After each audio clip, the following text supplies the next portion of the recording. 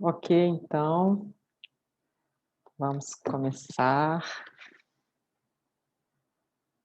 Começar, então, dividindo com vocês aqui a minha tela. Só um minutinho.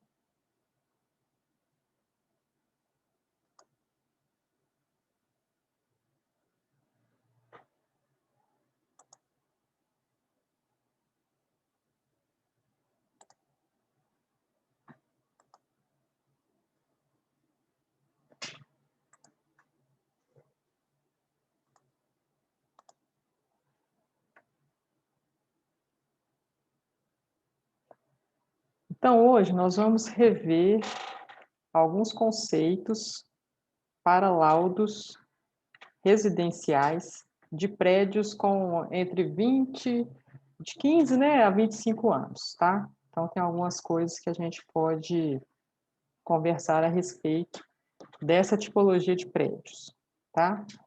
A primeira delas é que a introdução para esse tipo de prédio ela é um pouco diferente, porque aqui nós estamos tratando com o síndico num prédio que não tem mais garantias, né? Não tem mais o que reclamar da construtora, então é realmente apenas os produtos de manutenção mesmo, né? De tratativas para ajudar o síndico a como melhorar a sua manutenção do edifício, tá? Então, a gente tem algumas questões para olhar, tá? Esse é um projeto nosso, tá? Nós que fizemos esse relatório, então eu tirei o nome do prédio, o nome do síndico, para preservar mesmo as partes, porque ela também não faz diferença para a gente. Eu quero ver mesmo é o conteúdo, tá bom? Então, nessa primeira introdução, aqui a gente já não vai falar tanto de questões de direitos legais, de falhas da construtora, falhas executivas, tá? Aqui a gente vai tratar mais do que é a responsabilidade do síndico frente às necessidades dele para o condomínio. Porque até para ele justificar alguma obra, ele precisa saber como que ele vai se posicionar nos conselhos condominiais. Então, ele também precisa dessa justificativa. Então, aqui a gente vai falar exatamente sobre isso. As responsabilidades do síndico para a manutenção. O que ele tem que fazer, o que ele pode até, inclusive, tomar de decisão e fazer uma manutenção corretiva, porque ela vai interferir em alguma situação de segurança da edificação, tá? Então, isso tudo a gente vai registrar e vai deixar para ele conseguir convencer, né, os conselhos, os condôminos a executar aquelas atividades. Porque quando a gente trabalha com condomínios, tem essa dificuldade, tá? O síndico ele não pode tomar uma decisão unilateral, né? Não é uma empresa que ele pode ir lá e falar, não vai fazer assim e acabou. Ele precisa da aprovação desses condôminos, tá? Então, algumas obras de grande porte, por exemplo, ele não vai conseguir fazer sozinho, mas ele precisa justificar por que ele vai fazer, tá? Então, essa introdução, ela é um pouquinho diferente daquela introdução que a gente fala quando tem aquelas reclamações com a construtora, tá? Um segundo momento é as considerações preliminares. Aí aqui a gente está falando de situações que você pode ter a descrição do prédio, mas lembrando que as pessoas moram lá, né? Então é um prédio que eles já conhecem, eles já sabem como é que funciona lá dentro. Então você não precisa discorrer assim páginas e páginas para falar sobre quais são as características do condomínio. Eles já conhecem, essa que é a minha questão, tá? Então a gente vai focar aqui em tipologias de engenharia, em itens que são mais importantes para ele do ponto de vista prático mesmo, tá? Então aqui é de engenharia, eu quero falar para ele o que ele precisa se atentar. Eu vou falar da localização, eu vou falar do nome do prédio, vou falar do uso, da classificação, da manutenção. Eu não vou ficar discorrendo muito sobre quem foi o arquiteto, qual foi os parâmetros que ele tem que ter em questões de, ele colocou aqui face à rua para melhorar a chegada do sol da manhã, o revestimento de fachada é assim, assado. Essas características que são mais, digamos assim, estéticas, para a gente não é tão importante, tá? Então, eu vou focar na parte de descrição de engenharia, que vai me ajudar lá na frente no laudo. Isso porque, gente, o pessoal mora lá, tem 20 anos que eles moram nesse prédio. Então, eles conhecem os prédios, as características, compraram, inclusive, por conta dessas características, eles sabem disso melhor do que a gente. E não é importante para um laudo, tá? Então, isso daqui a gente não vai se aprofundar muito, ok? É só para a gente passar rapidamente e entender como é que é o prédio e falar para ele qual é o nível de inspeção que a gente vai utilizar. Aí entra a documentação condominial. E esse é um grande desafio para prédios mais antigos. Tá? Nesse caso aqui, era um prédio de 20 anos e ele realmente não tinha vários desses documentos. A gente conseguiu contribuir bastante, era um síndico muito organizado, ele conseguiu correr atrás de muita documentação, mas algumas delas realmente não existiam. Tá? A sorte é que eles também compraram de uma construtora muito organizada, então os projetos eles tinham. Porque ele não tinha aqueles documentos usuais de manutenção mesmo. Então, certificado de tratamento de água, o AVCB, laudo de estanqueidade do gás, isso tudo estava meio que nebuloso, assim. Alguém tinha feito no passado, até rastrear qual foi o síndico antigo que tinha feito ou não, demorou um tempinho, sabe? Então, essa é a grande dificuldade de um prédio mais antigo. Eles não têm a organização dos documentos para eles serem rastreáveis, porque já teve várias gestões de síndico, cada um que recebe o prédio leva para casa e não coloca isso de forma disponível, né, para todos os condôminos. Quando passa de um síndico para o outro, às vezes o novo síndico não pegou a documentação com ele, então aquilo fica perdido no apartamento de alguém. E no final de alguns anos, isso já está bem diluído, né? Então, a gente teve que procurar alguns documentos até fora, tá? Essa é uma dificuldade, mas ela não pode ser um impeditivo. Tem coisas que pode acontecer de não ter mesmo, ok, vida que segue, vamos tentar achar uma forma de encontrar esse documento. Se não conseguir encontrar, vamos tentar, então, aplicar isso como, tipo, tentar resgatar nos órgãos legais, alguns documentos a gente consegue, e tentar também ver se tem alguma cópia disso numa construtora, fazer um serviço de detetive, né, para eles conseguirem ter essa documentação organizada e ela tem que estar legal, né, ela tem que estar legalizada dentro da edificação. Então, tem algumas coisas, por exemplo, que você pode achar o documento e quando você acha, ele está vencido. Então, isso não vai dar legalidade para a edificação. Um exemplo muito comum é o AVCB. Às vezes você encontra o prédio lá, tem um AVCB, mas ele venceu há 2, 3 anos, então não é um documento que eu vou arquivar e vai dar legalidade para a edificação. Posso até guardar, isso é bom para ter o histórico, mas eu vou ter que falar para ele que ele vai ter que produzir esse documento novamente. Tá? Então, essa é a nossa primeira parte. Aí, aqui do relatório técnico, eu vou citar alguns pontos básicos.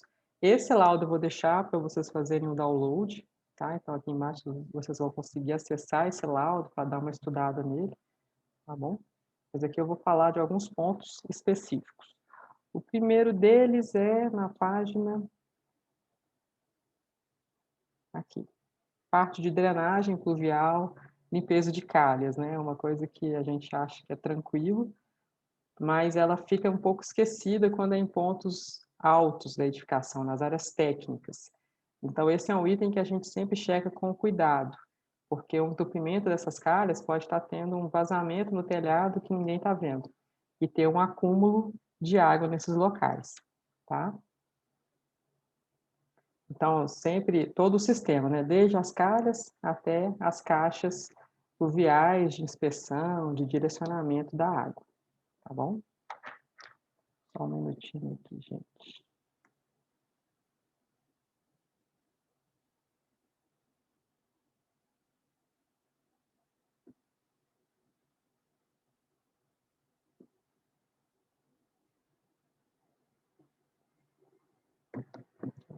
Desculpa.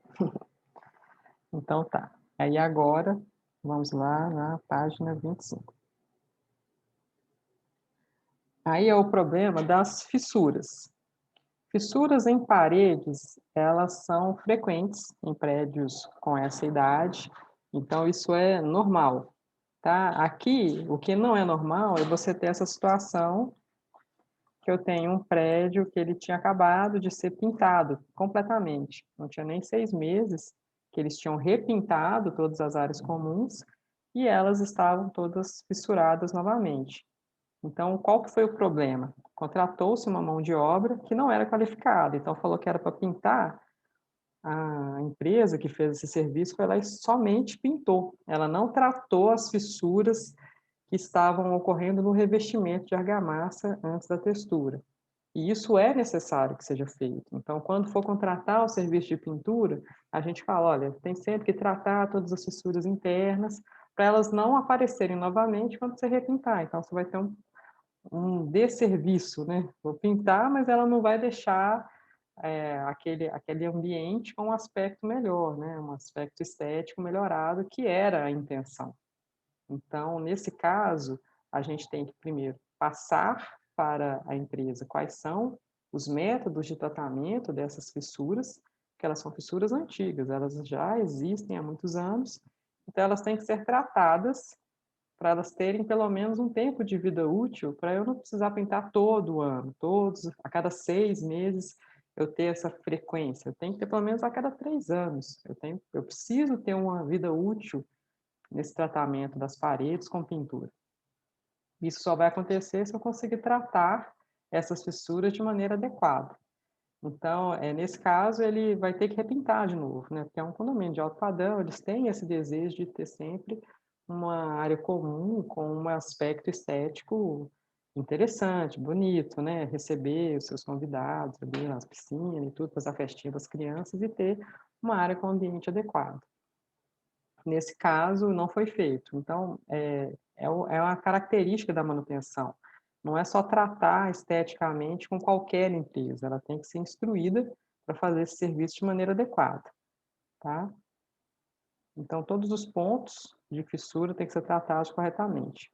Outros pontos que às vezes são um pouco inusitados é a questão de pisos elevados. Esse é um sistema de piso elevado que ele tem próximo à piscina, então ele é muito eficiente. Se a água transborda por algum motivo, crianças brincando, né, dá aquele respingo de água, nesse piso ele não vai empoçar essa água. Ele tem esse sistema de piso elevado e entre essas frestas a água consegue escorrer para os ralos. O problema é que ao longo de algum tempo, né, essas frestas também permitem a passagem de sujidades. Então, de tempos em tempos, esse piso precisa ser levantado, algumas peças, e ser limpo internamente, porque se o ralo interno desse piso elevado entupir, ele gera um problema muito grave, porque eu vou ter uma água empoçada num lugar que eu não estou vendo. E se ela ficar empoçada durante muito tempo, eu posso ter infiltração na parte estrutural do prédio e, posteriormente, isso pode provocar uma patologia mais grave. Então, vejam que, assim, alguns aspectos simples de manutenção podem escalar para problemas muito sérios, tá? Agora, nós vamos para a página 29. Aqui é o problema das infiltrações.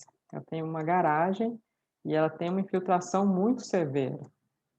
E ela foi fruto de anos e anos com tratamentos errôneos, né? Porque realmente não se contratava um engenheiro para fazer uma apuração dos problemas, então ficou se acumulando aquela patologia, né? Foi evoluindo porque ela não teve uma tratativa correta logo de início.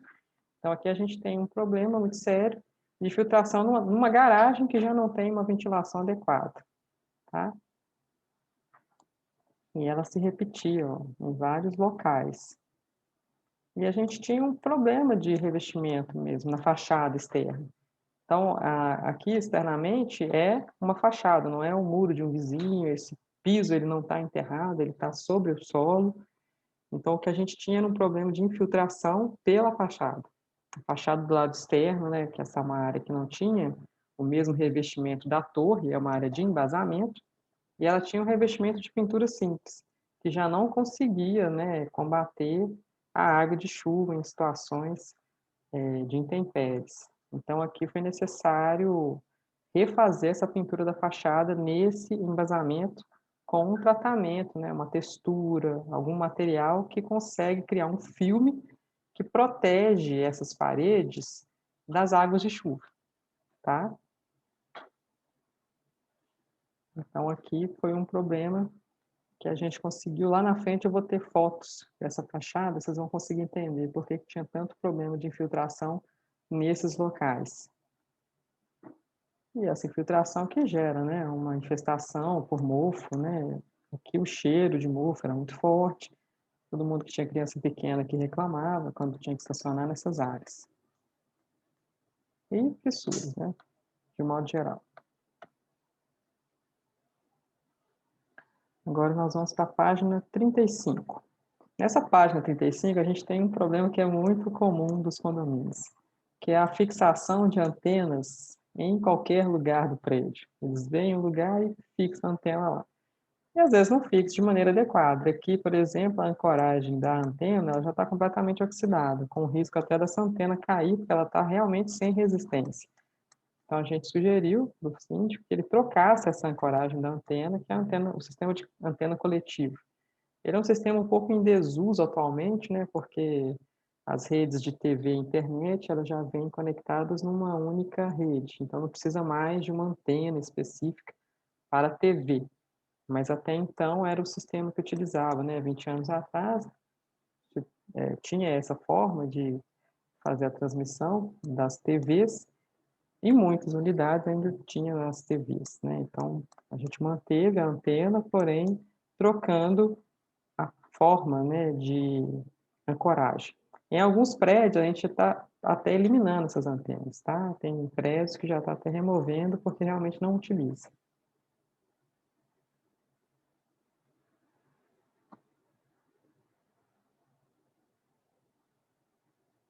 Aqui na página 40 é o sistema de elevador.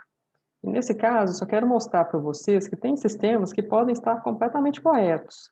Nesse caso aqui, o sistema do elevador estava em muito bom estado, tinha uma empresa que fazia manutenção, estava com a documentação toda em dia, a RT do engenheiro mecânico, estava tudo muito correto. Então, a gente só registrou que estava correto, porque não tinha anomalia. E isso, quando é um laudo para o condomínio, é importante. Esses sistemas que são impactantes, estrutura, alvenaria, no caso, elevadores, é sempre interessante fazer uma checagem e, se tiver correto, informar que está correto. Isso, para o síndico, é um documento que alivia, ele fica tranquilo de saber que aquele sistema não vai precisar de nenhuma intervenção. Então, aqui é só para mostrar para vocês, ó, que a casa de máquina estava impecável, limpinha, com sistema de combate a incêndio todo em dia, tudo correto. Então, a gente só registra com fotos como que está aquilo naquele momento. Porque pode ser que mude o síndico, daqui a 2 anos, você chega lá, está cheio de resto de obra, material, então você consegue ver certinho a evolução do problema, quem que foi o agente causador do problema, tá?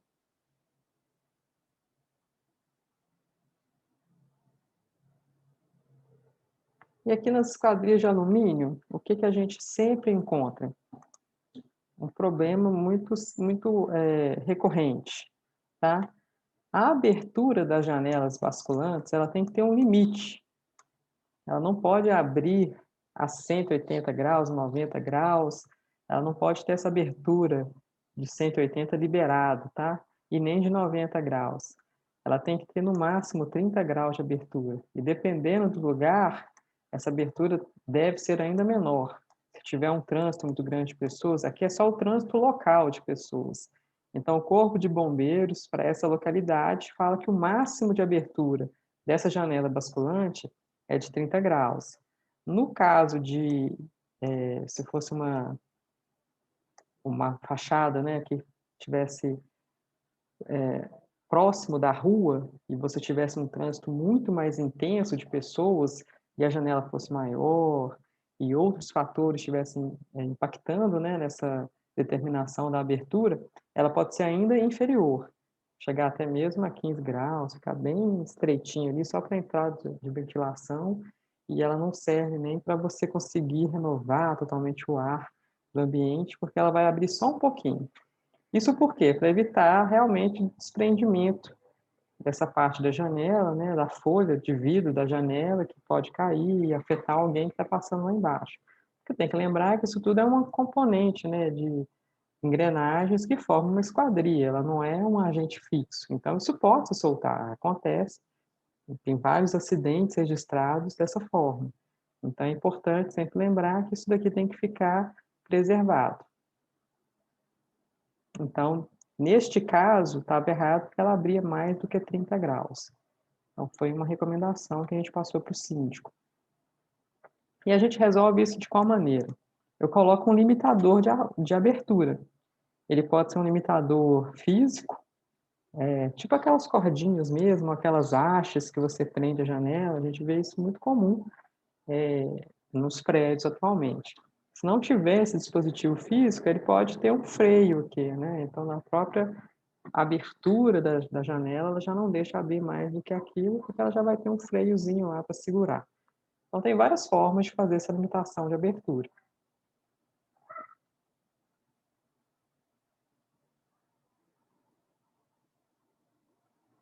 Aqui problemas, né, de uso, né? Aqui, gente, eu nem ia falar muito não, mas essa parte da porta, ela sofreu bastante com limpeza. Aqui você vê que foi limpeza inadequada, jogaram água para limpar o hall, né? Não é nem interno aos apartamentos, essa parte ela é do condomínio, e você vê que o marco, né, tá estufado, além da guarnição também da porta, tá estufadinho, porque a gente teve um problema aí de contato direto com água, né? Jogou água para limpar e essa esquadria não foi feita para suportar essa água direta, né? Tinha que ser no máximo uma umidade ali só para limpar, mas aí jogou água. Então essa é um problema de manutenção, né? Você precisa treinar a sua equipe de limpeza para ela conseguir fazer isso da forma mais adequada.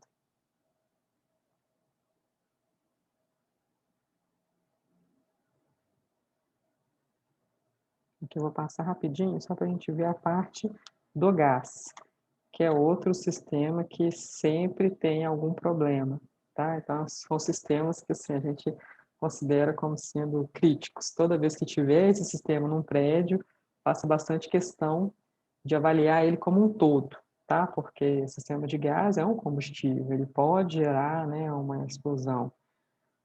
Então, isso pode atrapalhar. Então, nesse caso aqui, é o contato muito próximo das instalações elétricas com as tubulações de gás.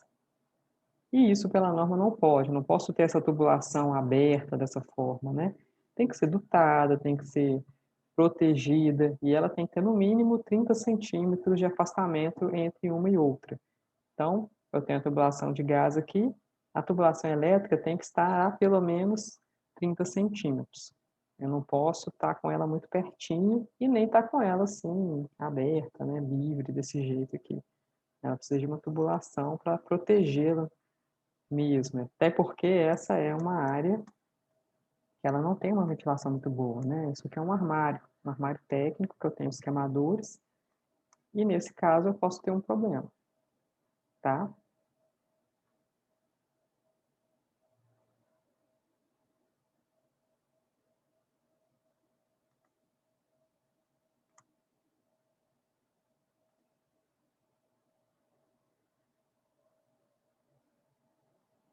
Aqui é outra questão.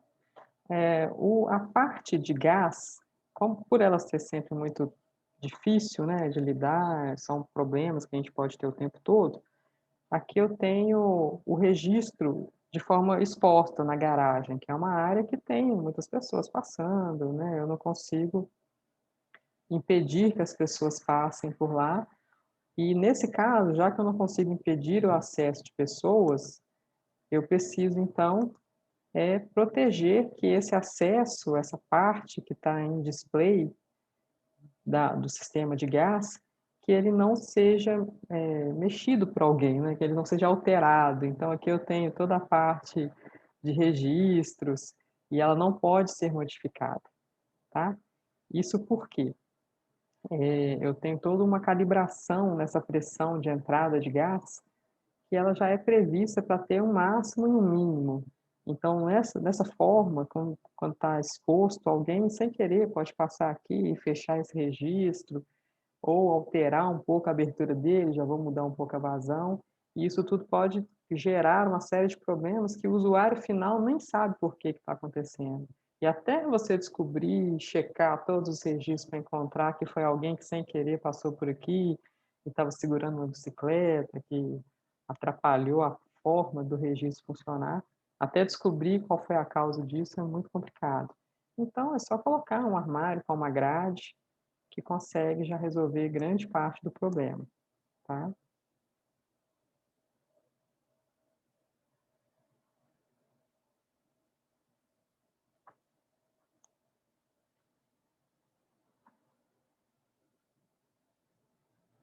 Aí aqui nós temos uma situação que é muito comum, tá? Eu até fico um pouco impressionada com a forma como a gente tem os AVCBs nas cidades, né? Então, nesse caso, era um prédio sem AVCB, mas depois ele conseguiu fazer a regularização da AVCB.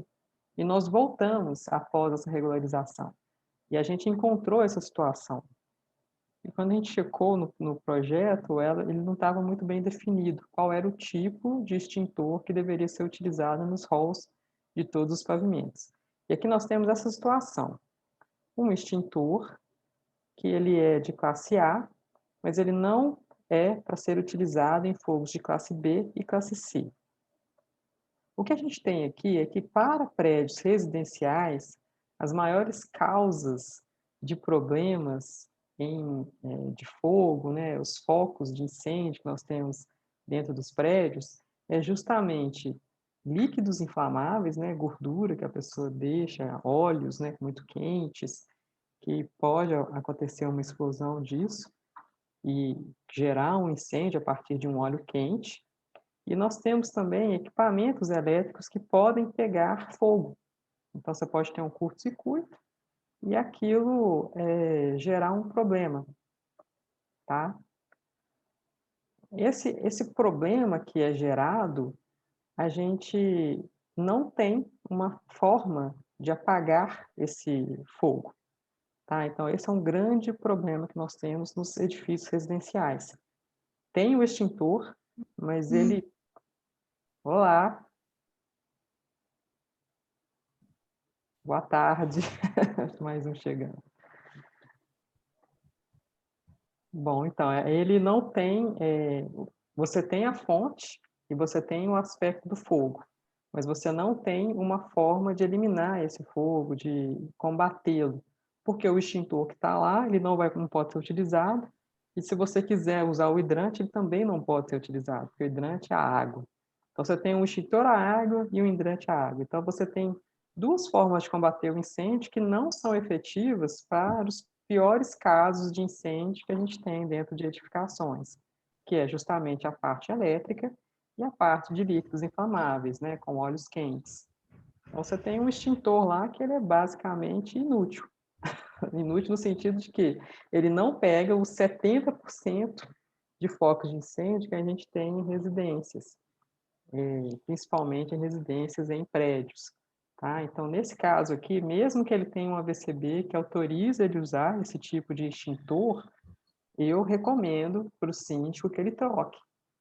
E nesse caso, o síndico ele aceitou essa sugestão. Inclusive, ele trocou todos os extintores, que foi uma coisa muito simples, né? Não é para trocar tudo amanhã, né? Então, vai se planejar, na próxima vez que vai fazer a recarga dos extintores, vai ter que fazer mesmo, né? Já tem esse custo, incrementa esse custo um pouquinho a mais e faz a troca desses extintores para o extintor ABC, que aí você vai ter uma fonte que elimina todos os fogos à água, que já é lá o hidrante, fogos de grandes proporções, já tem o hidrante. Focos menores, que a água não pode ser utilizada, aí você tem o extintor de pó químico, extintor ABC para líquidos inflamáveis e a parte elétrica, tá? Então, esse é um ponto que a gente pega bastante em partes de condomínios residenciais. Mesmo os que tiverem AVCB, em muitas situações isso daqui pode acontecer. Então, a gente sugere que faça a troca do material que vai eliminar o foco do incêndio. Outra coisa é lixo, né, na escada de incêndio, isso também acontece bastante. Então, você tem aqui resíduos na escada de emergência, que ela tem que estar limpa e desimpedida em todos os momentos, porque você nunca sabe quando vai ter uma emergência. E no momento que tem uma emergência, às vezes pode acontecer de você estar num pânico, uma situação de pânico, muitas pessoas precisarem utilizar a escada e pode tropeçar nesse lixo aqui, tá? Então isso acontecia em vários pavimentos, por isso que eu falei para ele, para o síndico, olha, isso daqui você tem que mudar a sua política, tem que mandar descer imediatamente com o lixo para os locais adequados, né, a área de resíduos sólidos, e entre outros, tá? Rapidinho aqui, agora a gente vai para a página 7 e 8, que são os quadros elétricos. Sistema elétrico é outro também que sempre que você for analisar um prédio, ele vai ter algum tipo de problema. A gente também entra com ele na categoria dos críticos. E os quadros elétricos, é assim, ainda mais nessa idade de 20 anos, era muito diferente a forma como eles faziam, tá? Mas, lembrando que a norma nova, né, a 5410, ela ela entrou em vigor em 98, então todos os prédios, a partir de 98, já deviam ter todos os dispositivos de segurança, por exemplo, o DR e o DPS. E nesse caso não tinha, mesmo o prédio sendo de 20 anos, ele foi entregue em 2002. Ele não tinha nenhum DR, nenhum DPS, tinha o SPDA, mas somente essa proteção contra descargas atmosféricas, né? Nenhum outro tipo de surto ele tinha proteção. E não tinha proteção individualizada para dentro do quadro. Então, isso a gente falou para ele. Além disso, sempre tem barramentos expostos, mesmo esses quadros, né, sendo utilizados apenas pela a equipe do condomínio, ainda assim tem que ter uma proteção desses barramentos, tudo isso tem que ser bem preservado. Tá? Ó, mais uma questão, até uns disjuntor meio soltando no meio do nada. E olha que esse é um quadro muito bom. Eu já vi muito piores, né? Mas nesse caso, mesmo sendo um quadro que está, né, bonitinho, é um quadro que está preservado, mas ele pode ser melhorado. Então, nesse caso, vai ter que ser feito um projetinho para ele ser melhorado.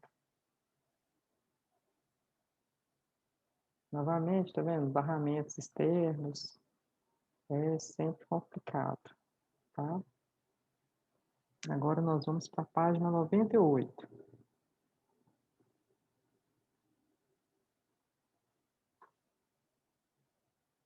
E aqui a gente tem um problema que também é muito comum para esses prédios mais antigos, que é o fato de ele ter reservatórios enterrados.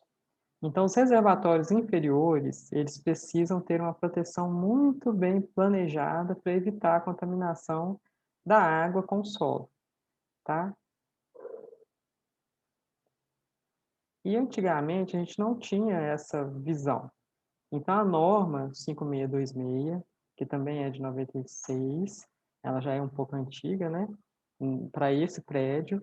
Inclusive, a gente tem uma revisão da norma nova, que saiu ano passado, entrou em vigor em dezembro, que ela fala um pouquinho diferente, ela já não coloca mais esses 60 centímetros como sendo a distância mínima entre o reservatório e uma envoltória, tá? Ela já tem umas definições que fala mais em questão de desempenho.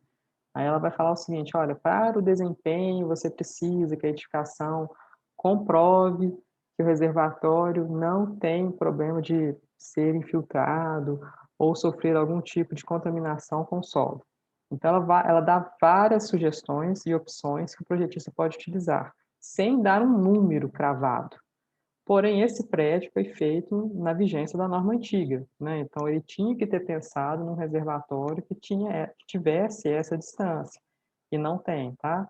A parede do reservatório, ela está conectada diretamente com o terreno. Então, você vê essa parede aqui, é a parede do reservatório, que é uma contenção. Então, é o reservatório que está segurando a terra do prédio, entendeu? Então, é uma situação preocupante, inclusive porque em 20 anos você já tem uma série de fissuras e situações que podem potencializar esses problemas de contaminação. Neste caso, a gente sugere que o condomínio se prepare. Não quer dizer que amanhã ele tem que fazer a troca e é desesperador. Não é desesperador, mas é uma situação que ele precisa se preparar, porque ele já pode estar tendo um começo de contaminação. Então ele precisa testar essa água para ver se ela está potável, porque ela chega potável da concessionária, mas ela se mantém potável dentro da edificação? Isso tem que ser investigado. E se ela não estiver potável, aí já é uma questão que tem que ser feita de imediato, tem que ser estudado para fazer uma troca, para fazer um novo sistema de reservatório, pegar um lugar que esteja sobrando ali na garagem, faz um reservatório provisório e faz alguma adequação nesse reservatório nesse momento, se tiver a contaminação comprovada. Se não tiver a contaminação, ela pode ocorrer em pouco tempo, porque o prédio já tem um tempo de uso considerável. Então, ele tem que se preparar, fazer um projeto para enfrentar essa dificuldade que vai surgir, que é o problema de uma fissura, que ela vai acontecer. O concreto, ele fissura, é característico dele. E se é um reservatório, mesmo com uma impermeabilização, a impermeabilização também não é eterna, ela também tem um prazo de vida útil. E essa vida útil um dia também acaba. Então, como que ele vai se organizar? Como que ele vai planejar para que ele mantenha uma água potável, né? A água é um recurso básico, né? Então, ele precisa garantir que esse recurso básico chegue a todos os condôminos com qualidade, com segurança, que ela não tenha nenhum tipo de contaminante que pode gerar uma doença, alguma infecção. Tá? Então, isso é um item que a gente colocou até como preocupante, mas que ele tem tempo para se planejar. Então, ele não vai fazer amanhã, mas ele já precisa conversar com algum projetista, entender o que ele vai fazer, projetista, né, de hidrossanitário, para entender o que ele pode fazer. No primeiro momento, ele pode substituir esse reservatório por um outro de fibra e usar o nicho, né, que existe concreto para colocar os reservatórios de fibra. Teria que abrir a parede, né, para conseguir entrar com esse reservatório, faz uma parede de vedação, uma portinha de acesso, e ele já consegue, só que ele reduz um pouco o volume de água que ele armazena atualmente. E aí isso tem que ser pensado, né? Qual que é o meu custo-benefício? Vou fazer mais um reservatório menorzinho em outro lugar para compensar? Aí isso tudo tem que ser estudado, tá? Agora vamos só dar uma olhadinha na página 108, que é a fachada. A fachada sempre é um item que tem que ser, tem que ser verificado numa inspeção. E uma coisa que eu sempre falo, né, o pessoal me pergunta, Jussara, mas eu não tenho um drone, como é que eu vou fazer essa inspeção de fachada? É muito difícil fazer, né, com a máquina, olhando de baixo para cima. E eu concordo, é difícil mesmo, mas você não precisa comprar um drone para fazer uma inspeção de fachada com ele, né? Assim, pelo menos na região sudeste, é muito fácil conseguir fotógrafos que usam drone, fotógrafo normal mesmo, de eventos, que usam drone, faz foto de casamento com drone. Então, você pode contratar a diária dele para simplesmente falar, olha, eu vou fazer uma diária com você só para tirar foto para mim. Contrata a diária dele. Geralmente ela não fica muito cara. Na região sudeste, São Paulo, Rio de Janeiro e Belo Horizonte, ela fica aí numa média de R$ 700, uma diária inteira. Se você não conseguir, não precisar usar a diária inteira, você pode prever uma meia diária, conversar e negociar com esse fotógrafo para ele fazer para você. Porque dependendo do tamanho do prédio, do custo, né, que for essa inspeção predial, esse valor ele se dilui e ele vale muito a pena, né? O seu laudo final, ele fica com uma qualidade muito melhor. Então, é interessante pensar nessa hipótese. Você não tem o aparelho, você não precisa comprar ele de imediato. Você pode primeiro testar a ferramenta, até para você entender. Nós aqui, a gente começou dessa forma. A gente contratou alguns fotógrafos para fazer esse serviço para nós. Porém, num determinado momento, a agenda ficou tão apertada que eu já não conseguia mais equilibrar essa agenda com o fotógrafo. Até porque é até melhor quando você tem esse serviço terceirizado, né? Os problemas de manutenção não são seus, é do terceirizado, ele que vai manter o equipamento, ele que vai conseguir, se tiver qualquer problema, é ele que vai ter que resolver. Só que em determinado momento isso já começa a ficar muito difícil, essa agenda, né? Conseguir conciliar as duas agendas. Aí, a partir desse momento, é interessante você ter equipamento próprio. Mas até chegar nesse ponto, você tem muito trabalho que você pode fazer com a contratação de um fotógrafo que possa te auxiliar nisso. Aí você vai e explica para ele: "Ó, eu quero tirar as fotos assim, dessa forma, cada andar você tira uma foto para mim, depois tira uma foto de quina, depois tira uma foto de cima para eu conseguir ver a parte da cobertura", e vai dando as instruções para ele. Funciona muito bem, tá? E aí a fachada ela tem esses problemas que a gente precisa, adequar, tá. Então, problemas de eflorescência, precisa checar se tem alguma infiltração na pedra, tá. Problemas de rejunte com diferentes cores, né, você pode entender que isso pode estar tendo uma infiltração, por isso que ele está tendo um fungo aqui que não tem no restante da da fachada. Então você dá dicas para o síndico, fala: "Olha, esse problema pode estar sendo pior. Então aqui eu estou fazendo uma inspeção visual, depois você vai ter que contratar uma inspeção específica para ver esses problemas, tá?". Tá vendo? Fachada suja, isso tudo a gente fala também, porque faz parte da manutenção. Checar principalmente junta de dilatação, que dá sempre problemas de infiltração, então, enfim. E aqui é o que eu tinha falado no começo, ó, o problema da infiltração na garagem era porque a fachada do embasamento ela falhou, ela estava cheia de fissuras, e essas fissuras já tinham adentrado o revestimento e tinham parado lá na alvenaria, então a água já estava percolando diretamente para o interior das garagens, por isso aquela filtração toda que a gente viu no começo. Então essa fachada aqui, ela está comprometida, ela tem que ser realmente manutenida, né, revista. Eu tenho que trocar o revestimento para eu ter um sistema que vai ter uma vida útil de pelo menos mais algum tempinho aí, senão eu não consigo, tá.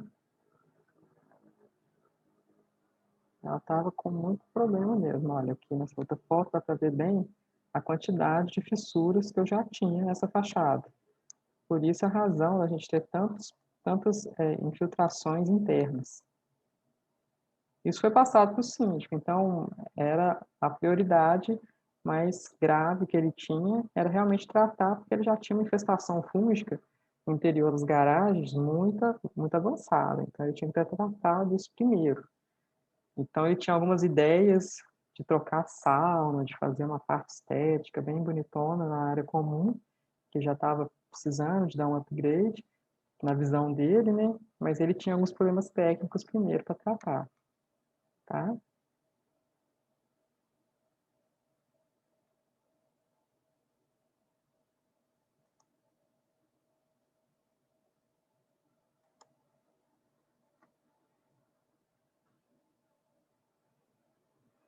Então aqui é a sauna, depois ele até decidiu tirar a sauna, sistema de aquecimento,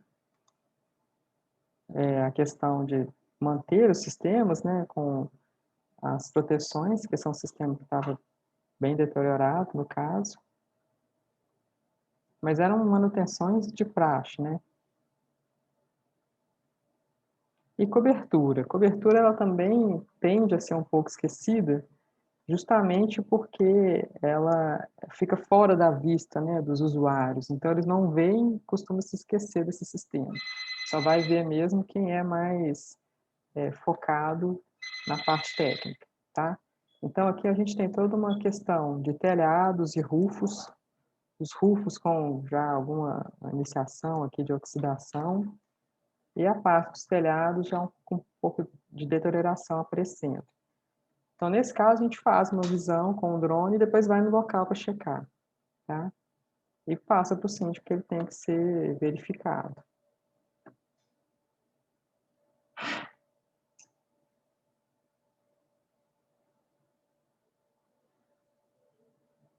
E por último, né, a gente tem aqui o SPDA. O SPDA tinha muito tempo que não tinha uma revisão dele, então foi uma sugestão que a gente passou para o síndico para fazer os cheques completos do SPDA, né, que é fazer um teste de continuidade para saber se eu colocar uma carga aqui, ela vai chegar até o aterramento lá embaixo, no nível do subsolo. Então, se não estiver chegando, então eu tenho que fazer toda uma revisão do sistema, que ele aparecia problemas, né? Quando você começa a ter essa questão dos parafusos que fazem as ancoragens, dos cabos do SPDA já com corrosão, eles podem ser um item que faz um impedimento da passagem da corrente. Então, todos esses pontos precisam ser checados, né? Outro problema que é muito comum também na SPDA é o pessoal da cobertura fazer telhados metálicos e não conectarem esses telhados ao sistema de SPDA, não fazer o aterramento disso. Como ele está na cobertura, ele precisa ser aterrado. Toda a massa metálica de cobertura precisa estar conectada ao sistema de SPDA. Tá? Isso tudo deve ser checado, fazer o teste de continuidade para saber se ele está sendo bem direcionado até o aterramento. Tá? Bom, gente, então era isso que a gente ia falar inicialmente. Tá? Eu gostaria de saber se vocês têm dúvidas. Deixa eu só perguntar.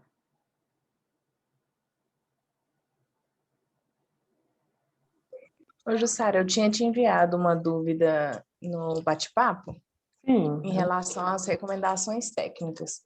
E aí eu queria saber se a gente aprofunda nas tratativas ou se a gente dá uma recomendação geral para cada uma. Por exemplo, uma fissura, se a gente fala de como ele vai tratar a fissura, ou se a gente dá uma solução só, como por exemplo, tem que tratar a fissura. Na verdade, assim, a nossa intenção é sempre dar o máximo de informação possível, né? Então, se ele tem que tratar a fissura e eu puder ajudá-lo falando, olha, você vai tratar a fissura dessa forma, com o passo 1, 2, 3, é o interessante. Se eu não puder falar, porque às vezes eu não sei, né, falar qual que é a opção que ele precisa fazer para tratar o problema, aí eu vou falar para ele, olha, ele tem que chamar uma empresa especializada, fazer um orçamento com ela, para daí sim falar o que ela precisa ser feito.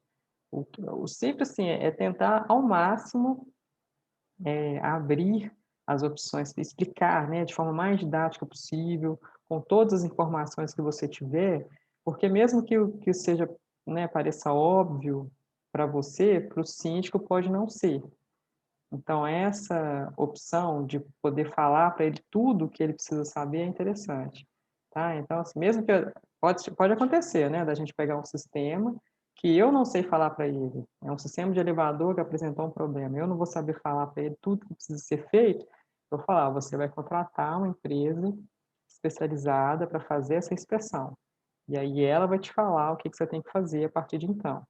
No caso das fissuras na textura, eu consigo falar para ele, olha, você tem que fazer isso, isso, isso, tem que tratar a fissura dessa forma antes de aplicar a pintura novamente. Aí isso funciona bem, tá? E eu vou falar para ele tudo que eu puder falar, o mais abrangente possível, o mais didático possível. Se tiver que usar algum esquemático para explicar, também é interessante, tá? Para poder passar para ele a informação da forma mais aberta, mais fácil de entender possível, tá? Respondi essa pergunta, Lara? Respondeu sim, obrigada. Já tem mais alguma outra?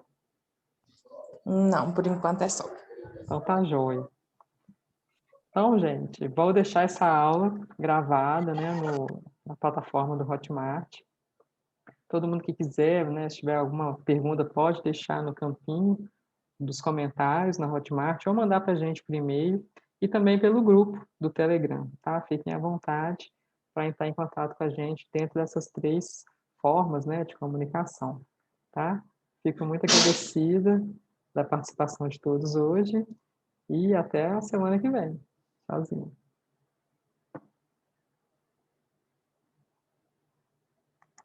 Okay.